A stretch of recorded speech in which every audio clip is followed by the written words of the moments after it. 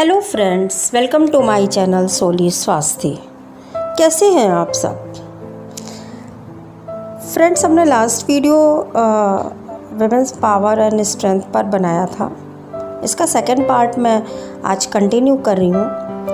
तो हम कल नारियों की दुर्दशा या उनकी पहचान के बारे में बात कर रहे थे कि हमारे देश में नारियों की क्या दुर्दशा हो रही है। बेटियां हमारी आज दहेज के लिए प्रताड़ित की जा रही हैं। किसी न किसी कारण से वो उनका किसी न किसी कारण से उनको कुप्रथाओं में जकड़ा जा रहा है या आए दिन रेप हो रहे हैं। किस तरीके की आज हमारी किस विडंबना से गुजर रहा है देश। तो हम ये कह रहे थे कि इन सब बातों पे हमने लास्ट वीडियो में बहुत चर्चा करी।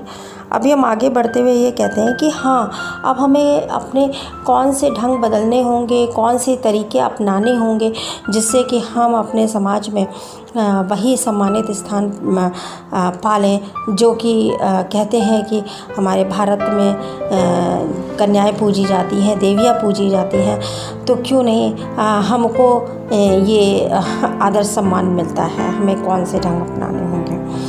तो जी हाँ बहनों, कमर कस लीजिए स्वयं को इस समाज में उच्च सम्मानित स्थान पर बैठने के लिए। बस करना क्या होगा कि ये एक बहुत सिंपल बात है, बट इसको प्रैक्टिस में लाने में थोड़ा सा टाइम लगेगा कि जो हम कर रहे हैं, जिस परिवार या समाज में हम रह रहे हैं, बस उसकी जिम्मेदारी हमको वैसे ही रहना है।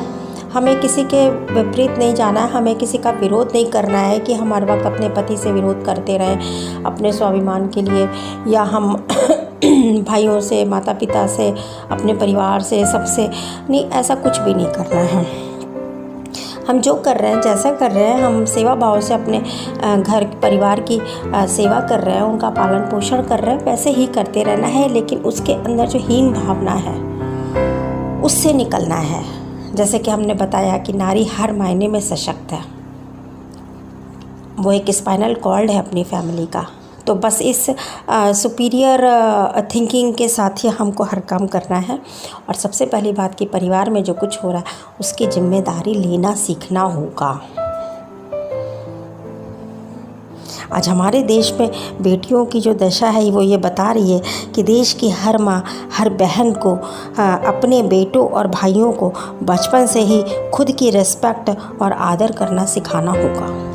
हमें अपने बच्चों को लेडीज़ की रिस्पेक्ट करना सिखाना होगा। वो हम कैसे सिखाएंगे? केवल वर्बली उससे कह के कि हाँ बेटा, ये आंटी हैं पड़ोस की या दीदी हैं, इनकी रिस्पेक्ट करो। खाली केवल इतना कहने मात्र से हमारी जिम्मेदारी नहीं ख़त्म हो जाती है। हमें इसमें अपने बिहेवियर और अपने आचरण में परिवर्तन लाना होगा। कैसे? हम बड़ी आसानी से आजकल कोई भी बात अपने छोटे बच्चों के आगे बोल देते हैं।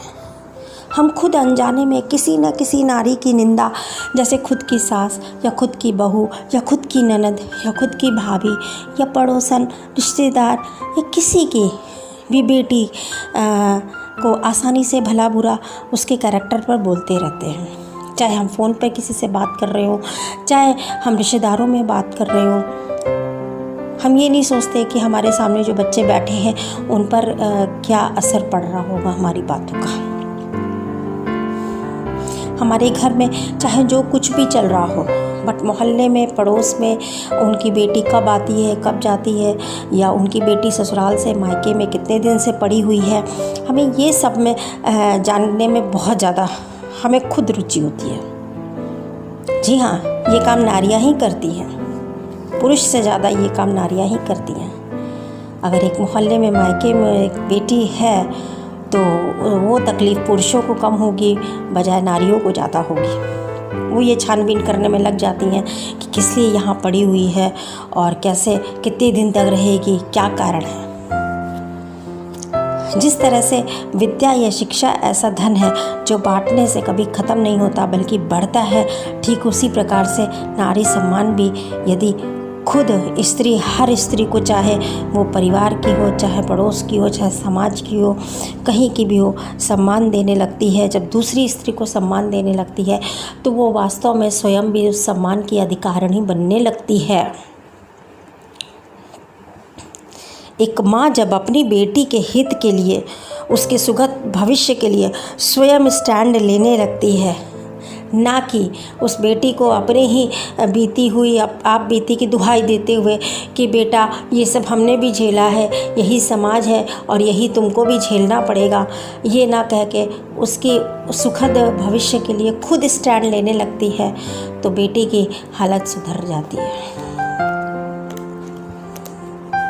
इसी तरीके से जब एक सास अपने घर में आई नई बहू के लिए, उसके सम्मान के लिए जब स्टैंड लेने लगती है, बोलने लगती है, तो वो खुद एक सम्मान की हकदार हो जाती है। जब एक बहन दूसरी बहन के लिए बोलने लगती है, उसके सम्मान के लिए बोलने लगती है, तो वो खुद सम्मान की अधिकारिणी बन जाती है। बहनों, मुझे ये कहने का मेरा मतलब है कि हम अभी तक स्वयं के लिए लड़ते आए, हम स्वयं के लिए लड़ते आए, लेकिन क्या किसी दूसरी स्त्री का दुख देखकर हमने उसका दुख समझा? नहीं, हमने उसको ये समझा कि वो होएगी ऐसी, तभी तो उसके पति ने उसको छोड़ दिया, उसके पति ने उसको मारा या उसके घर वालों ने उसको बाहर निकाल दिया। ये सोच मैंने देखा है नारी जात में।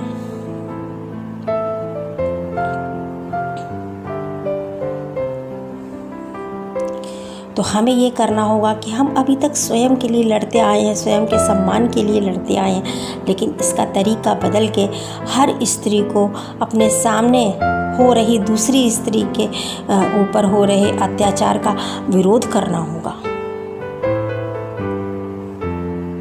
तब वो स्वयं उस समाज में सम्मान की हकदार बनेगी।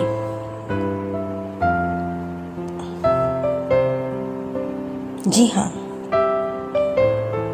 मैंने बहुत से ऐसे फैमिलीज़ देखती हैं कि देरानी जेठानी हैं, आपस में रह रही हैं और सबके पति आते हैं और मारते हैं और कोई किसी के लिए नहीं बोलता है। वो खुद तो पिट रही हैं, अपने पति से खुद तो पिट रही हैं, लेकिन जब दूसरी पिटती है, दूसरी मार खाती है, तो कहती हैं कि यार तुम्ही ने कोई गलती करी होगी, वरना वो ऐसे नहीं है, वो इस बात पे नहीं मारते। और जब खुद को मार पड़ती है तो रो रो के चिल्लाती हैं, कहती हैं कि हाय रे हमारे ऊपर तो ये ऐसा हो गया। तब वो उनके लिए वही लोग बुरे हो जाते हैं। लेकिन एक ही घर की एक नारी के ऊपर जब होता है तो वो उस घर के सारे लोग उसके लिए बुरे हो जाते हैं। लेकिन उसी घर की दूसरी नारी पे अगर वो घटना होती है तो वही औरत कहती है कि नहीं, इसमें इनकी गलती नहीं थी, इसमें उनकी गलती थी, उस औरत की गलती थी। ये बहुत बुरा दृष्टिकोण है और ये चला आ रहा है, इस पर ध्यान देना होगा। क्योंकि अगर हम दूसरे के लिए नहीं बोल पाते हैं और अपने संकीर्ण स्वार्थ में ही लिप्त रहते हैं तो हमारी भी कहीं ना कहीं दुर्दशा ही बनी रहती है, क्योंकि हम भी कहीं ना कहीं उसी सोच से घिरे।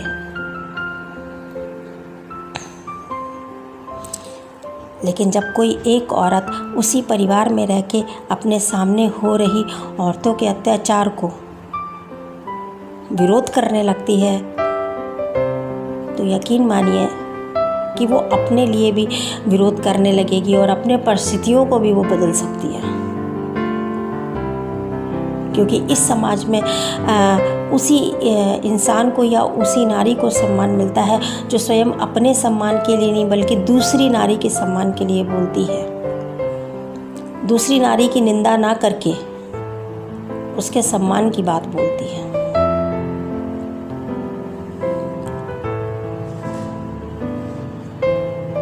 इस समाज से सम्मान लेना ये उस नारी के खुद के व्यक्तित्व पर निर्भर करता है।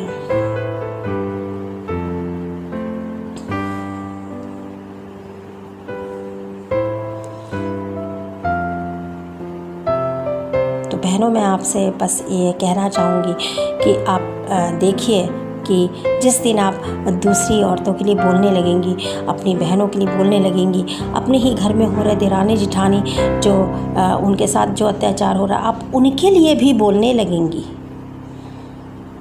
आप एक सास हो के बहू के लिए बोलने लगेंगी, या आप बहू हो के और अपनी सास के आत्मसम्मान के लिए बोलने लगेंगी, आप नंद हो के भाभी के आत्मसम्मान के लिए, या भाभी हो के नंद के आत्मसम्मान के लिए बोलने लगेंगी, तो आप स्वतः ही इस समाज में उसी देवी के तरह ही सम्मानीय हो जाएंगे।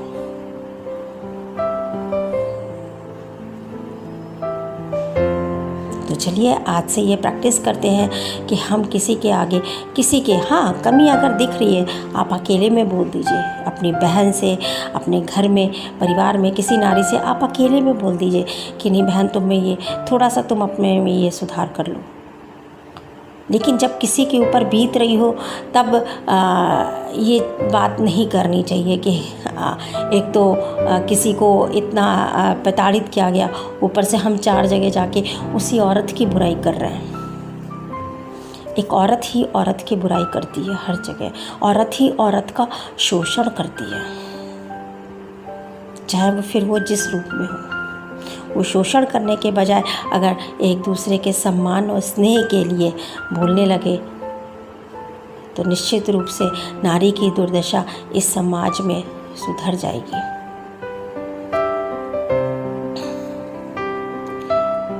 सो गाइस, मैं यहीं पर अपने वीडियो को ख़त्म करती हूँ और मैं ये रिक्वेस्ट करती हूँ कि जो भी लेडीज़ हैं, अगर उनके कुछ फैमिली इश्यूज़ हैं, आप अपने प्रॉब्लम्स हमसे बता सकती हैं, हमसे डिस्कस कर सकती हैं। मैं पूरी कोशिश करूँगी उस चीज़ों को आपको अच्छे सुझाव देने की। So please like, share, comments and subscribe my channel. Thanks for watching. Love you guys. Thank you.